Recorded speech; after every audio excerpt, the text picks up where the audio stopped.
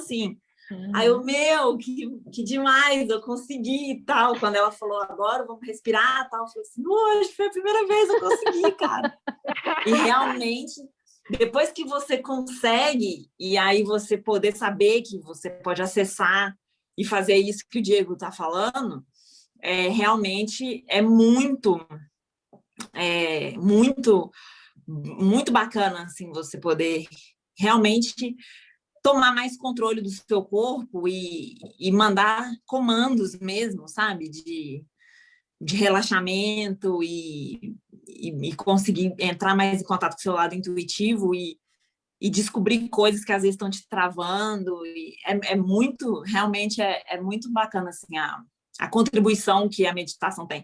E aí depois a gente volta, e aí eu também queria ouvir do Diego o que ele pensa, porque volta muito para a questão da sustentabilidade, porque o olhar para dentro vai mostrando que a gente precisa cada vez menos do que está fora, não das pessoas, mas das coisas.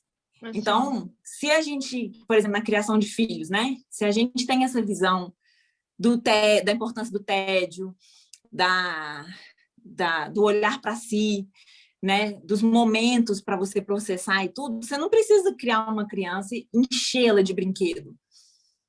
Ela precisa de pouco, ela não vai precisar de muito, né? Você não precisa fazer uma festa agora com o Covid, mas imagina que não tivesse aquelas festas de buffet, aquele tanto de lixo, aquele tanto de coisa. Não, a mesinha ali com o bolinho, com as pessoas que a criança gosta, já marcou a data, foi ótimo, não precisou de todo um consumo descartável. Intenso, aquela coisa assim, eu posso reaproveitar, não precisa de ser aquela coisa, sabe? Então, a gente volta muito para a sustentabilidade, porque a gente vê que a gente não precisa de muito. Eu não preciso ter 300 milhões de roupas, 300 milhões de sapatos, porque as nossas prioridades vão começando a mudar e automaticamente assim, a gente vai vendo que a gente não precisa de tanto, né? Tipo, não precisa de tanto. A Clarice mora nos Estados Unidos, viu? Desculpa. É difícil. Mas assim, por exemplo, eu estou aqui no meu escritório tem minha mesa e uma estante, acabou. Mais nada. O Ulisses, meu marido, fica até meio incomodado, porque ele adora uma decoração, um negócio meio assim, não precisa de mais, assim. E aí acaba que vai ajudando a gente, é um ciclo, né? Que aí vai ajudando a gente a meditar mais também, porque a gente fica com menos estímulo do lado de fora e consegue se voltar para dentro e fazer todo esse processo que o Diego comentou, né? Da gente conseguir, porque aí a gente também não fica com tanta distração, a gente vai diminuindo as distrações e vai focando no que realmente importa, eu acho. Acho que o homem está aprendendo, talvez através da dor, né? Que o caminho não é trabalhar para consumir, comprar as coisas, né? Eu falei Estados Unidos por causa disso. E sim, o que o europeu faz, né? Ele não precisa ter um carro para dizer quem ele é, não, né? Tipo, vive de boa, é aquilo, não trabalha igual um louco, não é um workaholic. Claro que tem, mas assim, se for comparar os dois lugares, né? Eles não trabalham para comprar uma casa, para comprar um carro. É outra mentalidade. Exatamente.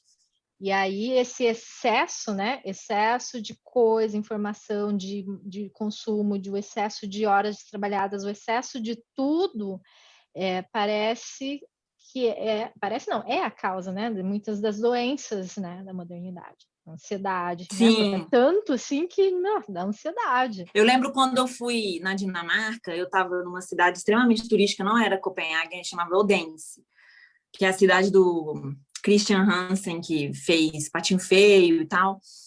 E a cidade é muito turística. E tudo fechava às 5 horas da tarde. 4h30, 5 horas, tudo fechava. E a conferência que eu estava ia sempre até 6 horas.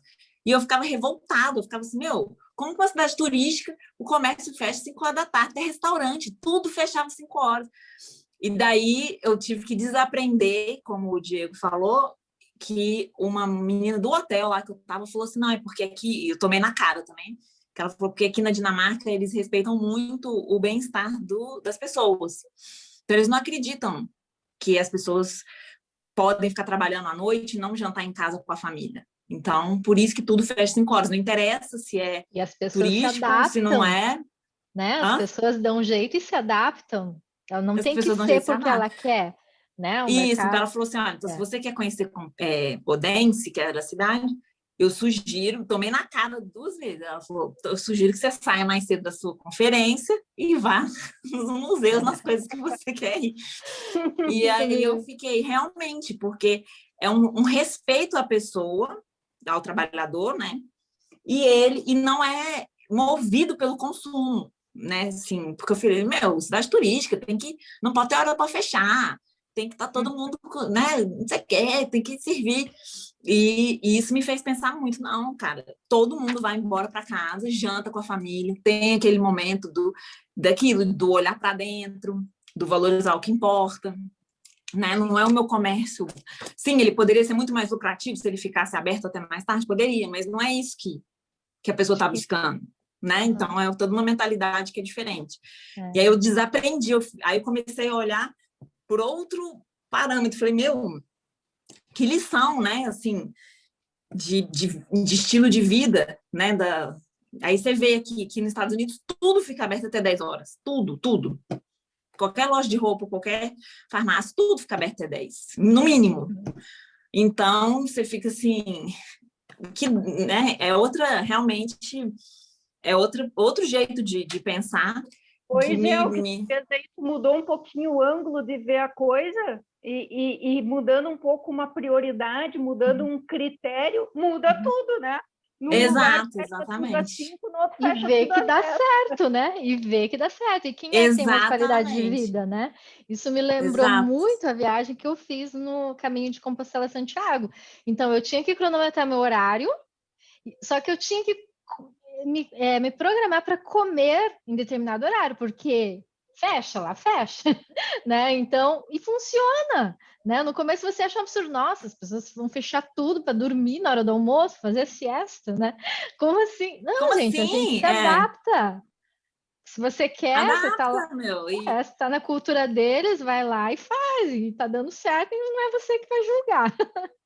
Exatamente, Né? exatamente. Aí você vai olhar os critérios lá, qualidade de vida e tudo, os números, né, são outros relacionados à qualidade de vida. Então, a educação dinamarquesa, ela é modelo para o mundo, assim, ela é muito, né, porque forma crianças muito criativas, né, que é o que a Isa falou no começo, dessa habilidade de inteligência, né? Porque tem um outro parâmetro totalmente diferente. Não melhor, não pior, mas eles descobriram um modelo que funciona para eles, né? Muito bem.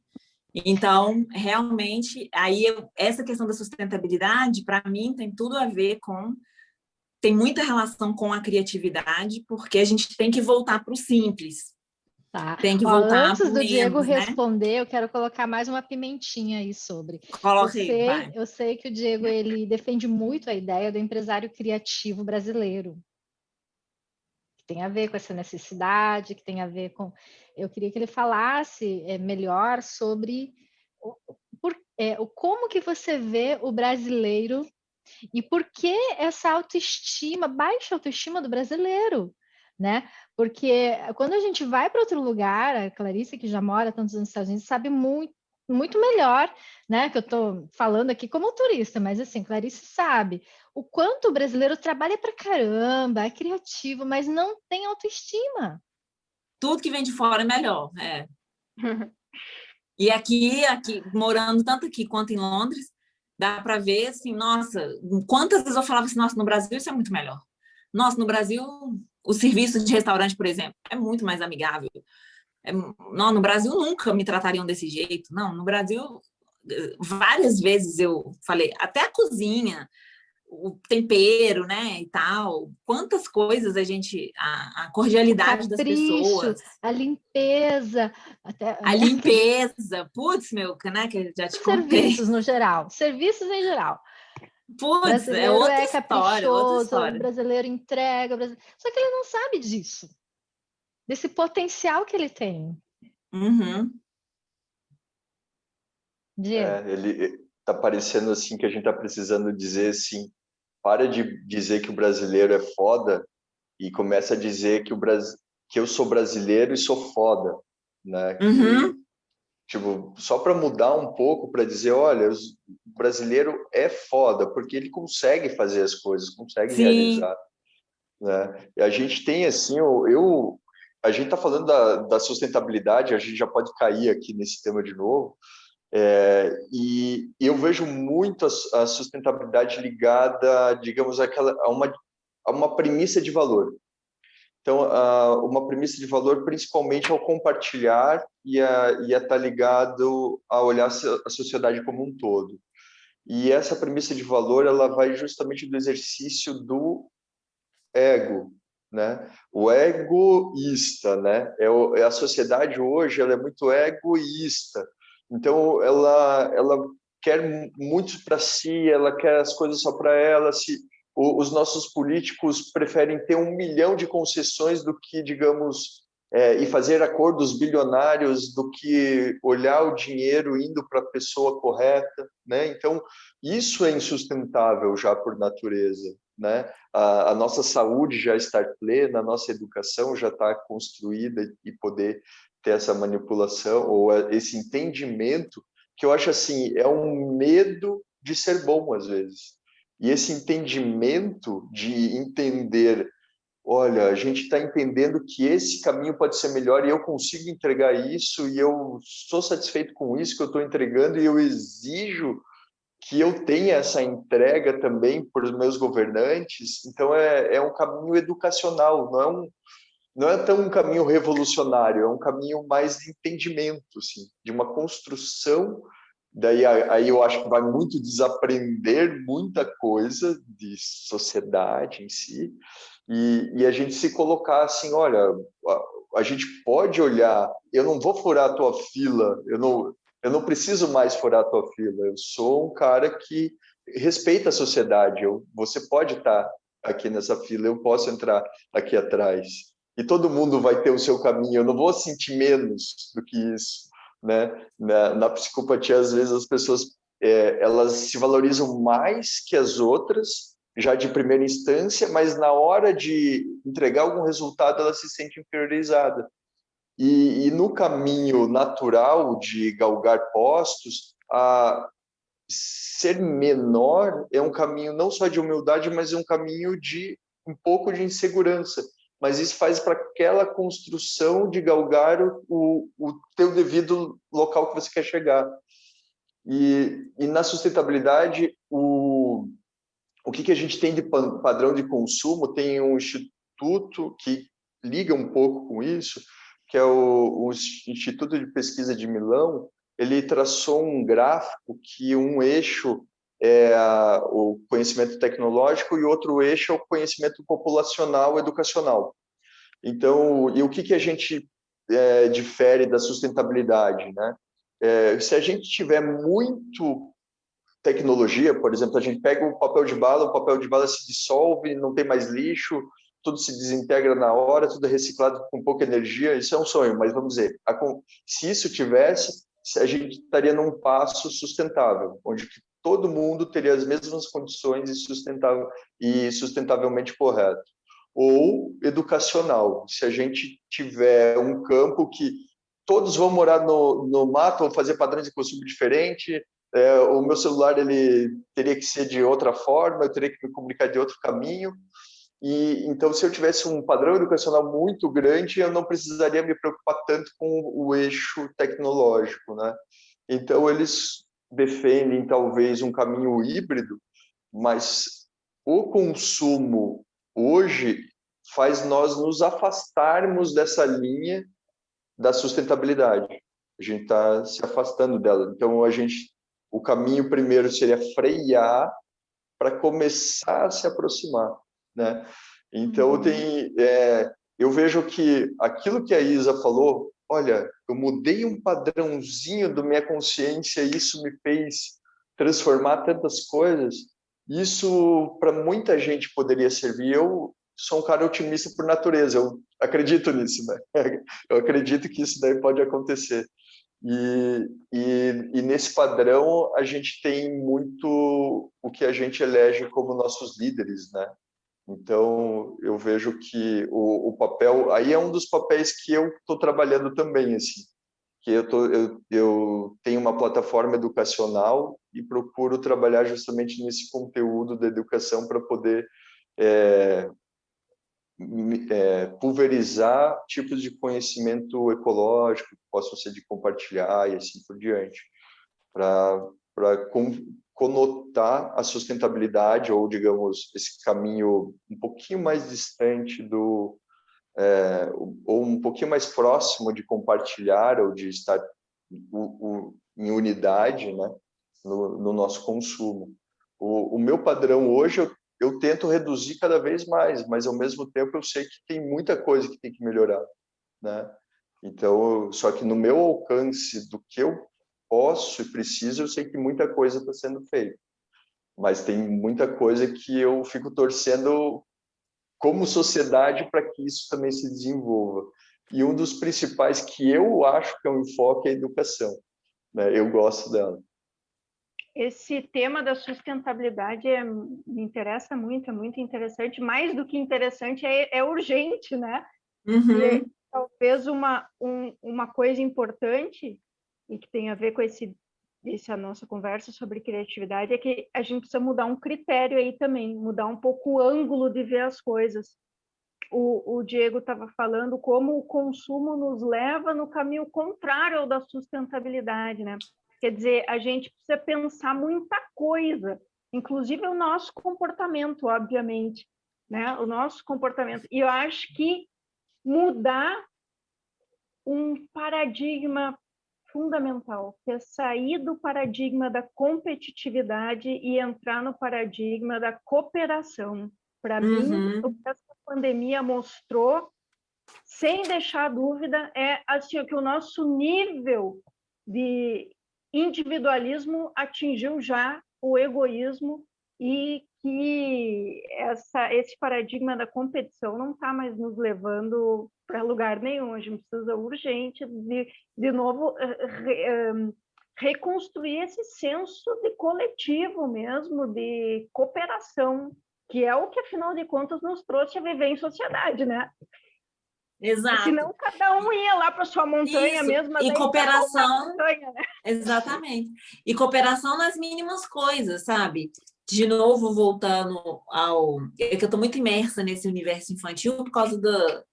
Eu já era muito por causa dos meus sobrinhos e agora por causa da maternidade. Mas se você for pensar nas pequenas coisas, né? Se você quer uma vida, a sustentabilidade na criação dos filhos, você pega mais emprestado e você doa mais coisas. Então, assim, a roupa que vai usar passou de tal para tal, o brinquedo é o brinquedo que usava.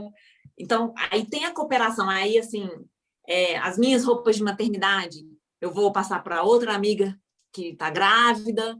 E aí, que são coisas pequenas, mas que, quando a gente coloca em perspectiva, as pessoas, muitos não estão acostumados com isso mais. Eles, não, mas espera aí, você vai me dar? Não tem problema? Não tem problema. Porque, tipo, qual que é o sentido de eu ficar com isso aqui e tal? Eu vou jogar fora? Vou fazer o quê? Não, claro que não, tá ótimo e tudo. E aí, você vê que a pessoa... você quebra paradigmas. E, assim, a maioria das coisas que eu comprei para o enxoval foi usado, foi o carrinho, o bebê conforto, que você olhava usado e estava perfeito, meu. E não tinha por que comprar um novo, assim, né? E aí tem muito a ver esse sentido da cooperação, de você se importar e de falar assim, para quem que isso daqui que eu tenho vai servir? Para quem eu posso dar?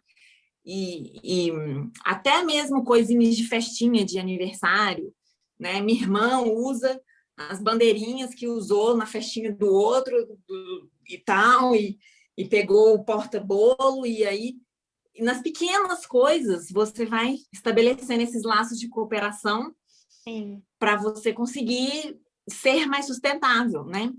E aí a cooperação, de novo, se a gente pegar lá no início, né, que a gente falou que a criatividade é um processo e tudo, e do Diego falando dessa experiência, né?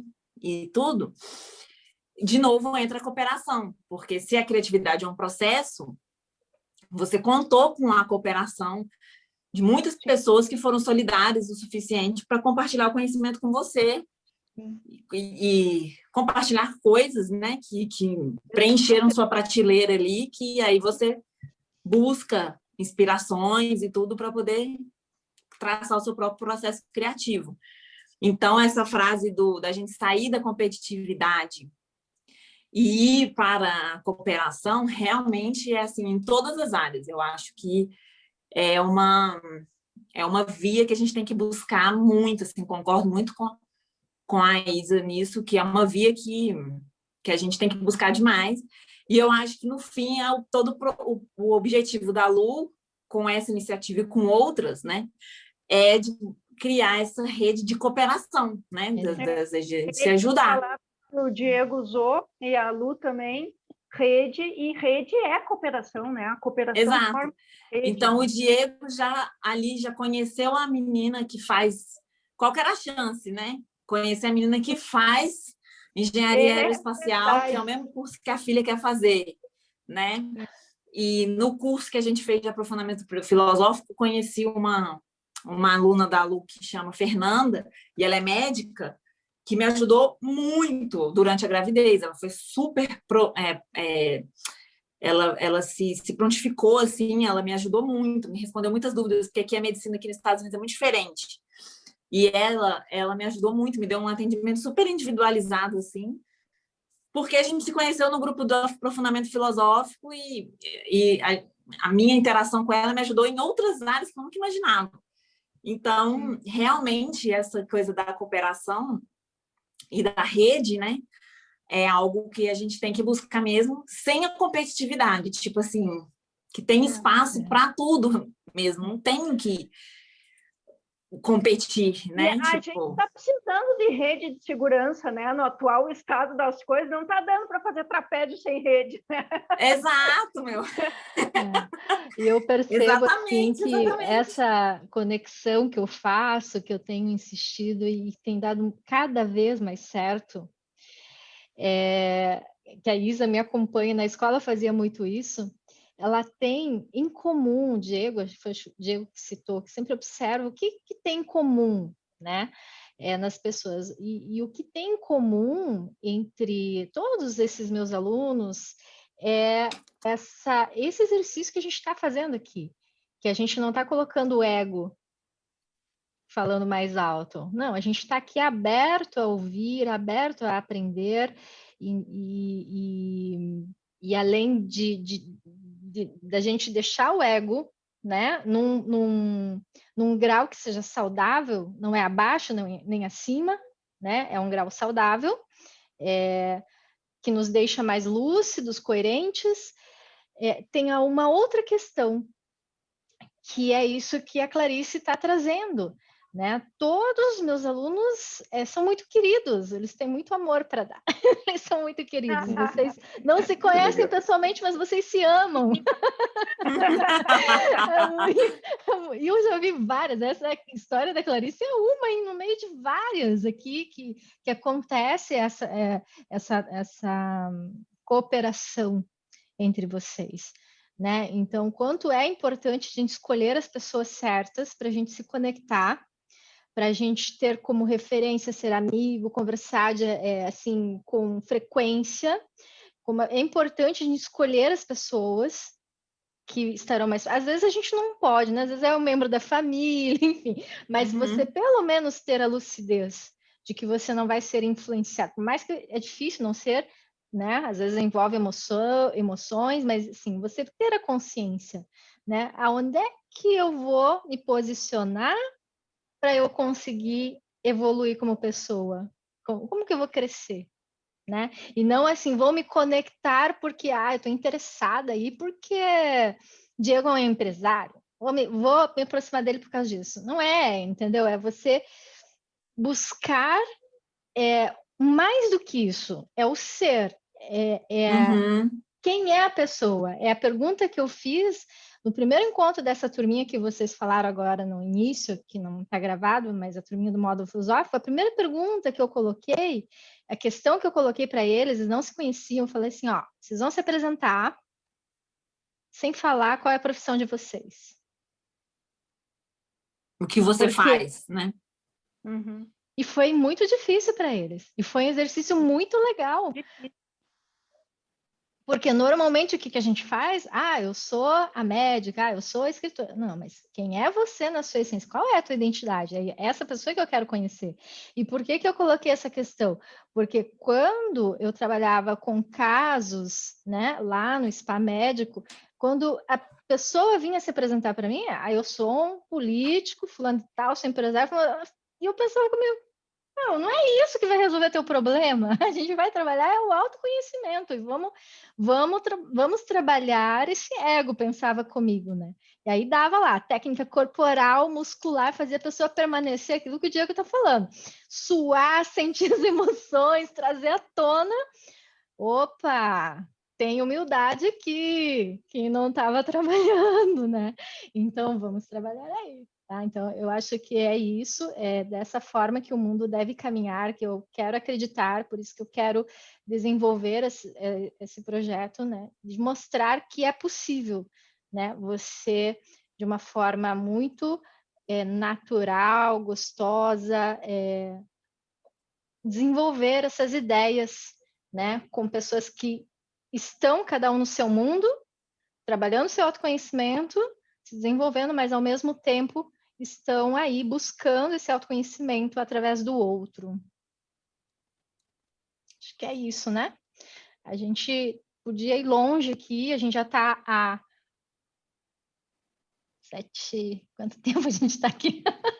A gente começou 8h30, né? Vocês conectaram às 8, mas a gente começou 8h30, já são 2 horas aí. Eu acho assim, eu queria deixar uma coisa, Nossa, como a gente está falando, meu. Caraca. Como a gente está falando muito de educação, eu queria deixar um último tema que eu acho, assim como vocês já falaram, eu acho o tema mais importante, que vai fazer tudo isso mudar, que é a educação. Como a gente estava falando em off, né? Sem a gravação, como Isa é mãe, Diego é pai, Clarice está aí aguardando o Leozinho chegar, e vocês são da área da educação, do quanto é importante para os pais que vão ouvir esse vídeo deixar a criança com esses tempos livres, seja não fazendo nada, como a Clarice falou, mas tirando esses estímulos, excesso de estímulo, levando, o meu jeito seria já, vamos subir essa árvore, vamos para a natureza, vamos jogar bola, já seria esse estilo. Mas assim, quanto isso é importante e quanto você deve respeitar, mesmo aquela criança, mesmo você tendo esse papel de educador, que tem que ter, né? Mas de você respeitar a natureza da criança, para ela se desenvolver sozinha e não impormos, você vai ser médico, você vai ser advogado, porque eu quero, porque é uma frustração da pessoa, na real, né? Quando ela impõe. Então, isso, estimular ela a se autoconhecer, né? Para ela se descobrir. Então, uma experiência que eu tive, várias experiências que eu tive muito bacana com a Lu foi quando ela estava gestora lá do lazer, né? Do resort, a gente trocava muita ideia né? Que eu adorava. E aí eu testei com meus sobrinhos, né? Eu tenho sobrinho de 3, 4, 5 e 7 anos. Testei algumas técnicas de meditação, e eles têm personalidades totalmente diferentes, e como que todos eles conseguiram, né? Parar, legal, se acalmar, sentir, fazer. Eu mandava fotinha para a Lu deles deitadinhos lá e fazendo, e eu falava assim, não, Levi, meu sobrinho de 5 anos, Levi, não. A minha irmã falou assim, boa sorte fazer esse menino parar. E aí eu falei, Levi, vamos brincar aqui e tal, vamos ficar quietinho, vamos sentir a barriga como se fosse um balão enchendo, não sei o quê, e foi fazendo as coisas que a Lu já tinha me falado, como que é uma experiência maravilhosa. E aí, se você vai incentivando esses momentos, né, na criança, ela vai entrando mais em contato com ela mesma, como o Diego falou, da gente entrar em contato de olhar para dentro, e ela consegue se entender mais. Isso vai fazer toda a diferença para ela, porque ela vai se entender mais, ela vai se descobrir, ela vai saber com mais clareza o que ela quer e o que ela não quer, né? Ela vai saber conversar mais sobre o que ela sente, vai saber se expressar melhor, né? A gente vê muitos meninos irritados, tendo assim, aqueles ataques de birra em locais públicos e tal, e a gente fica assustado, a criança não está sabendo dizer, né, o que ela está falando, né? E aí, com esse incentivo, esse respeito, né, e esse incentivo que a Lu falou, eu acho que a gente propõe para a criança, olha, crie o hábito de olhar para dentro, de se conhecer, de ver como é que seu coraçãozinho está batendo, se está batendo muito forte, onde você está sentindo isso? E aí, né, fazer esse exercício de olhar para dentro, que vai estimular a criatividade, com certeza, e vai estimular ela a não ter medo de se olhar, né? Vai fortalecer a autoestima. Tem de 300 aceitar, milhões de... né? De se aceitar do jeitinho que ela é. Então, é aquela história lá. Eu estava lá costurando nos retalhos, brincava sozinha. Opa, agora eu cresci, agora eu tenho 5 anos, eu posso brincar com minhas amigas na rua.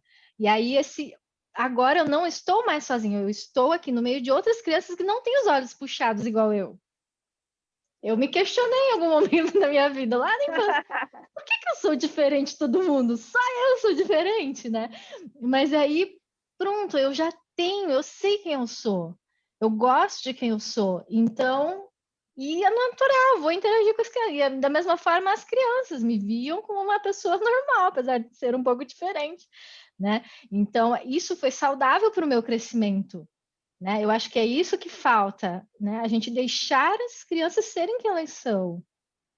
Isso, exatamente. Que relato interessante esse da experiência do exercício de meditação com as crianças. Eu também tento fazer com o Juju aqui. Me lembrei que eu tenho que insistir, tenho que voltar a isso. É muito, muito interessante esse relato. Nossa, é muito lindo, né? Porque eles são tão... Dá para ver o tanto que eles ainda têm uma conexão com eles mesmos, que a gente já perdeu, que a gente tem que se forçar. Para eles é mais natural, né? Porque eles ainda estão muito conectados com eles mesmos, assim. E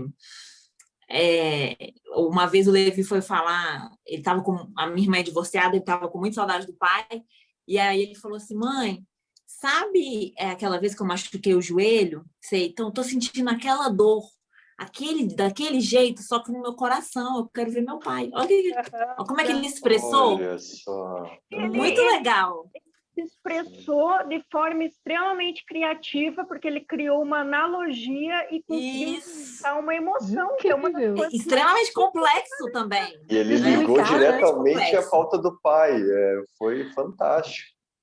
Exato. Então, assim, por isso que eu acho que é muito legal mesmo essa iniciativa da Lu de fazer, né, desde criança, né, para ela não perder isso, essa conexão com o corpo, né? Que às vezes a gente sente dores que a gente não consegue explicar, né? E aí, porque a gente vai perdendo essa espontaneidade de criança, então a gente trabalha para manter, né? Igual manter o alongamento que a criança tem, que a Lu tem até hoje. Pois é. Mais ou menos aquilo, manter assim, o alongamento, manter essa espontaneidade, né, infantil, assim, muito, muito legal. De se expressar, ser quem é, né? Por que menino não pode chorar? Essas coisas, né? Porque a sociedade impõe que menino não pode usar cor de rosa, né? Não, eu acho que é assim, a criança ela tem uma naturalidade que é a coisa mais rica. E que aí vira um adulto todo estereotipado, que aí tenta ser algo que ele não é, porque ele está buscando uma referência externa e acaba ficando infeliz com aquilo, né? Exato. Faz terapia, faz sei lá o que for, volta à infância e traz de novo. É que eu vi muito isso acontecer, sabe? Então, por isso que eu estou trazendo aqui para mostrar essa importância, a gente como pais e principalmente como adultos, né? Tios, né, que conseguem passar uma confiança maior para os sobrinhos, ter essa abertura ao diálogo, né? E óbvio, a gente sempre vai se colocar como uma pessoa que vai, assim, o adolescente ou a criança vai respeitar, mas de uma forma carinhosa, né? De uma forma que a criança sinta que ela não está sendo julgada, reprimida, pelo De uma forma contrário. mais horizontal, né? Uhum, isso. Muita paciência, né? Eu acho Paciência. engraçado que às vezes a gente quer cortar os tempos da criança, mas a criança ela tá nascendo o estímulo dentro dela de fazer coisas novas e nascendo aquele campo neural, né? Aquela ligação da mente para aquele aprendizado e ela tem um tempo tão particular e se você estimula com caminho mental, com incentivo, com boas palavras, ela consegue tá não só interagindo, mas está passando para aquele aprendizado de uma maneira muito gostosa. Então, ela, Sim. digamos, tem aquele, se você tiver aquele cuidado com paciência e estimular o prazer ao aprender, isso ela acaba se tornando um pouquinho mais sábia, porque ela vai, né, ela vai puxar aquele aprendizado como uma forma prazerosa para ela carregar na vida dela. Então, ela começa a abrir mais sinapses para aprender com prazer, né? Não é um caminho assim doloroso que a gente tem muitas vezes nos nossos aprendizados, que eu digo, eu falo por mim, né, que eu tenho no meu aprendizado, mas eu imagino que isso é um contexto até um pouco geral, assim, como sociedade, né, tem muito aprendizado que tem dor, e se a gente encara dessa maneira, ele acaba passando por um caminho um pouco mais científico, talvez, de uma análise um pouco mais aberta, assim. Uhum. Isa, queria saber aí o que você aprendeu ao longo desses anos aí com o Juju aí nesse formato de educação. Observar, porque essa eu acho que é uma dificuldade, né? A criança não sabe dizer o que acontece com ela, o que ela sente, né? E eu vi o quanto era importante, o quanto o adulto que está com a criança é que ensina ela a nomear aquilo que ela sente. Porque aquela criança pequenininha tem duas emoções, né? Feliz e brabo. Brabo serve para tudo, para fome, sono, para alguma coisa que quer e não ganhou, é o brabo. E se tudo está satisfeito, se todas as necessidades estão satisfeitas, ele está feliz, não tem... É isso. Então, com o tempo, a gente vai ajudando essa criança a nomear aquilo que ela sente, porque ela não sabe, ela não sabe. Eu me lembro uma vez o Juliano estava muito irritado com alguma coisa e eu parei na frente dele, sentei na frente dele e perguntei, tá com raiva? E eu vi no rosto dele, quando eu disse a palavra raiva, o rosto dele se abriu assim, como se tivesse descoberto. Isso, eu tô com raiva. Não sei, aquela palavra serviu, era o nome para alguma coisa, era o nome para aquilo que ele não sabia dizer. Né? Então, como a gente conduz, né? Como a gente faz isso que é alimentar e oferecendo meios, maneiras da criança ir expandindo o seu repertório, né? E com esse repertório ela vai aprendendo a manusear aquilo que a gente oferece e vai aprendendo assim a se colocar no mundo, a expressar o que sente, a expressar o que acontece com ela. E é talvez a coisa mais... Quando o Juliano vinha, decidi que ele vinha, ele veio, e eu pensei que a coisa mais importante era educação emocional, sabe? Que eu tinha eu tinha que pensar muito sobre isso, estudar sobre isso e tentar fazer o melhor possível nessa área da educação emocional, sabe? Porque articular o que a gente sente, o que acontece com a gente é muito importante. Nomear aquilo que acontece com a gente é o jeito de acessar e modificar o que acontece com a gente. Então, nesse momento, quando eu disse para ele, é raiva que tu está sentindo? É raiva. Eu disse, tá legal, a gente sente raiva, é normal, todo mundo sente raiva. E o que a gente faz com a raiva? Como é que a gente vai fazer agora com a raiva? Vamos respirar. Então, só sabendo o que é que ele sentia, ele podia lidar com o que ele sentia, né? E outra coisa importante que eu percebi em determinado momento é ouvir muito o que ele me conta. Colocar ele na posição de quem narra o que está acontecendo, porque teve isso tudo baseado assim na observação mesmo do que nos acontecia. Eu fiquei muito brava com uma coisa que ele fez determinado dia, dei toda uma explicação e disse que ele ficasse no quarto dele. E depois de um tempo, saiu do quarto, mas eu fui lá e perguntei, tu entendeu o que aconteceu? E aí ele me contou a história do ponto de vista dele, aquela coisa de mudar o ângulo, né, de onde a gente vê as coisas que a gente estava falando quando a gente conversava sobre criatividade. Eu entendi as coisas do meu ponto de vista, né, e conduzi a situação de acordo com o que eu tinha entendido e achando que eu tinha explicado muito bem para ele. Mas quando eu ouvi ele narrar o que tinha acontecido, eu vi que ele não tinha entendido nada. E que a minha conduta dentro da narrativa dele simplesmente não fazia sentido. De uma hora para outra eu tinha ficado brava e ele não entendeu como que de um ponto a gente foi para o outro. Aquilo foi revelador para mim, abriu um universo, porque se eu nunca tivesse ouvido a narrativa dele, eu não ia entender que não tinha feito sentido aquilo que eu estava tentando conduzir. Então, eu tive que reformular toda a minha conduta, sabe? Aí eu entendi que dar palavra e ouvir como ele narra as coisas e tentar perceber o ponto de vista dele nas coisas que aconteciam era fundamental, porque a narrativa dele me revelava coisas que eu não podia perceber de outro modo.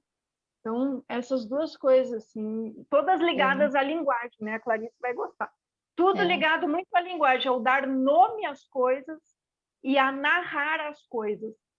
Foi isso, assim, a coisa mais... E que é um estímulo criativo gigantesco, né? Exato. Porque quando ela está narrando, quando ela está dando nome e pensando em formas para poder superar aquilo, é um processo criativo intenso, né?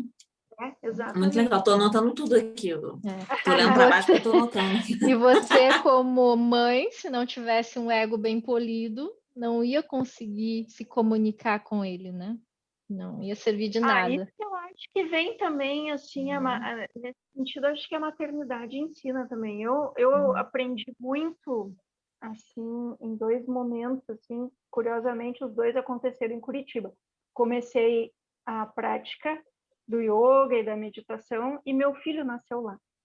E essas duas coisas modificaram muito o meu modo de perceber muita coisa, a meu respeito e a respeito de como a minha conduta funcionava. E na maternidade, a gente pensa que vai controlar tudo, né?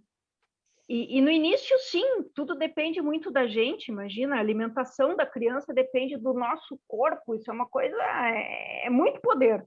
Tu tem que prestar muita atenção. Eu e a Clarice estamos falando muito sobre isso ultimamente. Dá para fazer muita coisa errada, né, com esse poder todo, então tem que prestar muita atenção. E depois vem uma outra fase que é o seguinte, a gente não é outro ser que está ali, é outro ser, e a gente já não comanda tudo que acontece na vida.